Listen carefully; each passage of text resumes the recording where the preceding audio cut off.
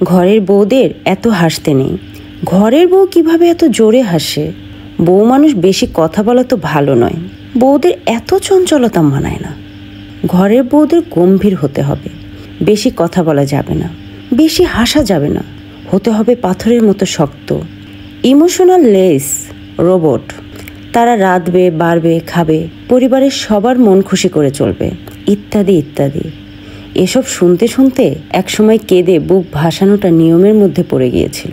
প্রচণ্ড রকমের চঞ্চল মেয়ে হয়েও নিজের সব কিছু বিসর্জন দিয়ে শুধু পরিবারটাকে আঁকড়ে ধরতে চেয়েছিলাম। নিজের সব শখ আহ্লাদ সব ভুলে নিজের অজান্তে বার্ধক্যের খাতায় নাম লিখিয়েছিলাম। কিন্তু যার জন্য এসব করেছি সে এখন আমাকে ফেলে আহ্লাদ করা মেয়েদের ভিড়ে নিজেকে খোঁজে। সব কিছু করার পরেও শেষ রক্ষাটা কিন্তু হয়নি আমার। এতদিন পরে এসে বুঝতে পারলাম কারো জন্য নিজেকে পরিবর্তন করা মোটেও উচিত হয়নি আমার। অন্যের জন্য নিজেকে পরিবর্তন না করে নিজের শখ আহ্লাদ বিসর্জন না দিয়ে চলতে শেখাই উত্তম। যে থাকবে সেই আপনার, আর যে চলে যাবে সে কোনো দিনই আপনার ছিল না, সে কোনো দিনই আপনাকে ভালোবাসেনি। আমাদের সবার জীবনে এ ধরনের ছোট ছোট কিছু গল্প আছে। হয়তো কারোটা প্রকাশ পায়, আবার কারোটা চাপা পড়ে যায় তীব্র যন্ত্রণা এবং অভিমানের চাপে।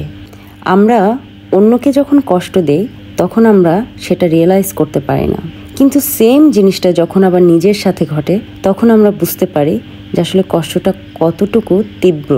দূর থেকে মানুষকে নিয়ে অনেক কথা বলা যায়, মন্তব্য করা যায়, সান্ত্বনা দেওয়া যায়, কিন্তু দূর থেকে দেখে কখনো কারো জীবনের বাস্তবতাটা জানা যায় না। পরিশেষে একটা কথাই বলতে চাই, পরিবার, বন্ধুত্ব, আত্মীয় স্বজন, যে কোনো সম্পর্ক সেটা রক্ষা করার জন্য যদি আপনি মরিয়া হয়ে যান তাহলে আপনাকে কষ্ট পেতে হবে।